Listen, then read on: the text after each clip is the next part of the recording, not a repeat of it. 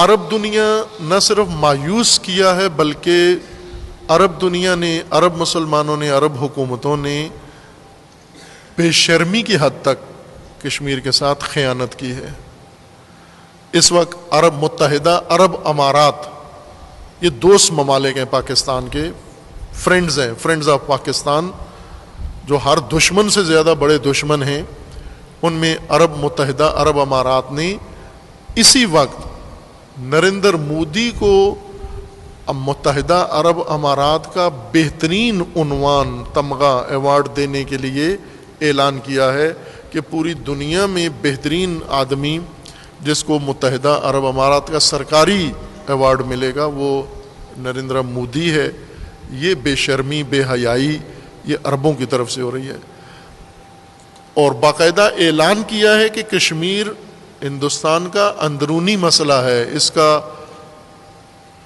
بین الاقوامی مسئلہ نہیں ہے، عالم اسلام سے کوئی تعلق نہیں ہے، پاکستان سے بھی کوئی ربط نہیں ہے، یہ ان کا اپنا اندرونی معاملہ ہے۔ یہی شبیہ بیان مشابہ محمد بن سلمان کا بھی ہے، اور دیگر عرب ممالک، کویت ہیں، قطر ہیں، ان کا بھی یہی موقف ہے، بحرین وغیرہ، سب عربوں کا ایک ہی موقف ہے کشمیر کے متعلق۔ باقی اسلامی دنیا بھی انہوں نے کوئی ایسا خاطر خواہ بیان نہیں دیا ہے۔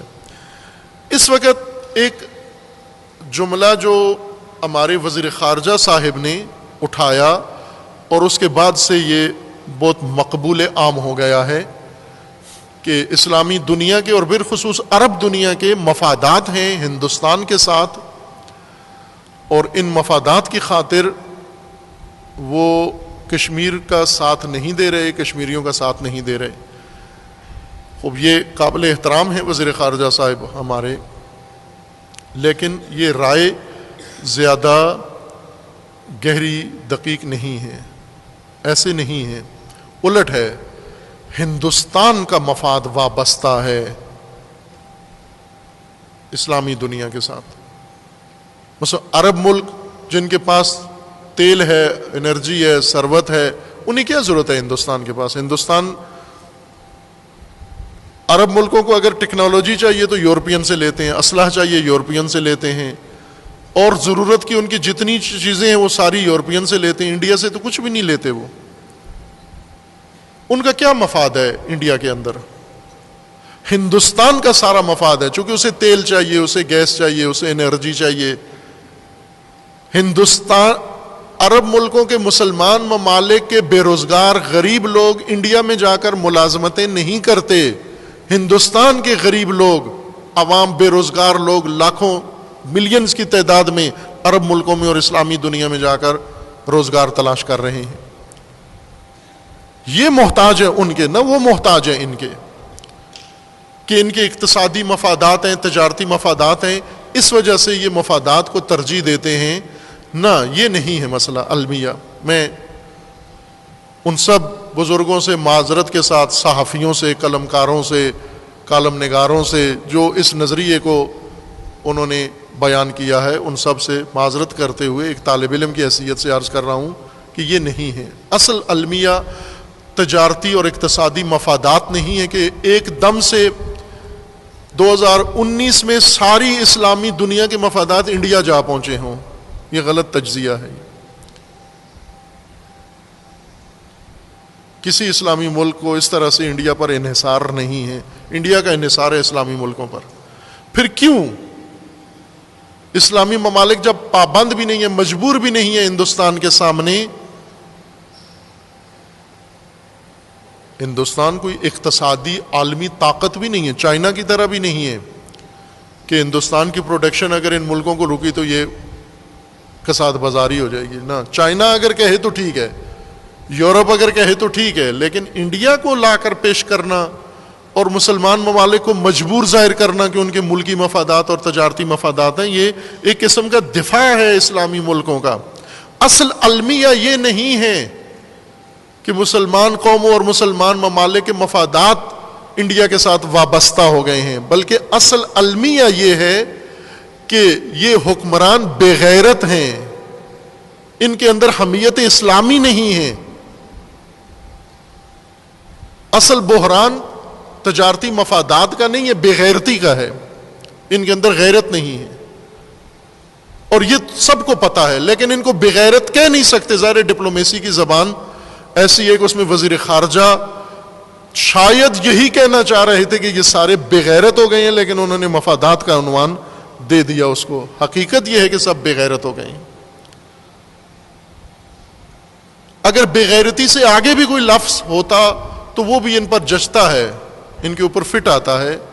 ان کے اندر ذرا برابر حمیت اسلامی نہیں ہے، یہ فاسد ہیں۔ ان کو نہ کشمیر کا دکھ ہے، نہ فلسطین کا دکھ ہے، نہ کسی مسلمان کا دکھ ہے، نہ روہنگیا مسلمانوں کا دیکھا، ساری دنیا نے تماشا دیکھا۔ فلسطین کا ساری دنیا تماشا دیکھ رہی ہے، کشمیر کا ساری دنیا تماشا دیکھ رہی ہے۔ مسلمان جو فلسطین پہ ظلم کرتا ہے، پہلے ان کے اسرائیل کے ساتھ تعلقات نہیں تھے، آج تمام عرب دنیا کے اسرائیل کے ساتھ تعلقات ہیں، اور پاکستانی تڑپ رہے ہیں کہ کب محمد بن سلمان ہمیں اشارہ دیتا ہے اور ہم جا کے اسرائیل کے ساتھ تعلقات قائم کریں اور اسلام آباد میں اسرائیل کا سفارت خانہ کھولیں۔ اس وقت بےتاب ہیں یہ بہت۔ کشمیر و فلسطین کو یہ اپنی عیاشیوں کے لیے مزاحم سمجھتے ہیں۔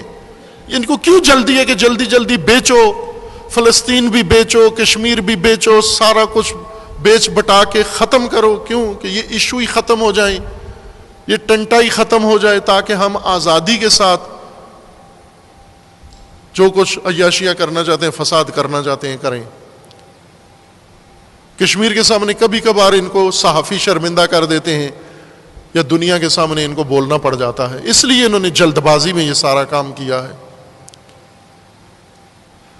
غیرت نہیں ہے، حمیت دینی نہیں ہے ان کے اندر، حمیت اسلامی نہیں ہے ان کے اندر، اور بارہا انہوں نے ثابت کیا ہے۔ وہ موضوع کشمیر کا ہو، مثلا یمن کے بارے میں کوئی ہے مسلمان روئے زمین پر جس کو یمن کے مظلوموں کا دکھ ہو، افسوس ہو؟ کوئی عالم، کسی مسلک کا کوئی مفتی، بڑے بڑے انسانیت پہ درس دینے والے، حقوق پہ درس دینے والے، عدالت کی باتیں کرنے والے، یورپ کے منافق حقوق بشر کے حامی یمن کے بارے میں کیا رائے رکھتے ہیں؟ یمن میں خود اسلحہ دیتے ہیں ان کو، ظالموں کو، اور جا کے تباہی کریں۔ غریب ملک، غریب عوام، انہوں نے تو آپ پر حملہ نہیں کیا، آپ نے ان کے اوپر چڑھائی کی ہے جا کر۔ ان کا اپنا ملک ہے، وہ اپنے ملک میں جو چاہیں کریں، جیسی حکومت چاہیں کریں۔ امریکہ اسلحہ دیتا ہے، برطانیہ اسلحہ دیتا ہے، فرانس اسلحہ دیتا ہے، سارے ملک اسلحہ دیتے ہیں۔ جرمنی نے پابندی لگائی ہے کہ ہم سعودی عرب کو اسلحہ نہیں دیں گے، یمن میں استعمال کرتا ہے۔ تمام یورپین نے مل کر جرمنی کے اوپر دباؤ ڈالا ہے کہ آپ یہ کام صحیح نہیں کر رہے ہیں، چونکہ اس سے دوسروں کے اوپر بات آئے گی کہ دوسرے یہ جرم کیوں کر رہے ہیں۔ ان کو کسی چیز کا دکھ نہیں ہے، اپنے ملک کے عوام کا ان کو دکھ نہیں ہے۔ یوں نہیں کہ آج کشمیریوں پہ یہ صرف صحافیوں کے سامنے، کیمروں کے سامنے، ٹی وی شوز کے اندر آ کر یہ ناٹک کرتے ہیں، اس کے علاوہ کچھ بھی نہیں کرتے۔ پاکستان کے وہ سفیر جو گئے ہیں آواز اٹھانے دنیا میں، لندن میں جو صاحب گئے ہیں، معروف شخصیت، وہی شیخ صاحب جن کے ضمیر پہ کوئی بوجھ نہیں ہے، یہ لندن گئے ہیں کشمیریوں کی آواز پہنچانے کے لیے۔ کشمیریوں کی آواز پہنچانے کے لیے کسی کشمیری کو ٹکٹ دے دیا ہوتا، آزاد کشمیر کے کسی کو ٹکٹ دے دیا ہوتا اور جا کر دنیا تک اپنی آواز پہنچائیں، کشمیری کوئی بھی نہیں گیا۔ وزیر وزراء گئے، یہ گئے ادھر کشمیریوں کی آواز پہنچا رہے تھے ایک شاپنگ سینٹر کے اندر، اور وہاں پر معلوم نہیں کشمیری تھے کون تھے، انہوں نے ٹماٹر کی برسات کر دی ان کے اوپر۔ کشمیر کی آواز پہنچانے گئے تھے شاپنگ سینٹر میں۔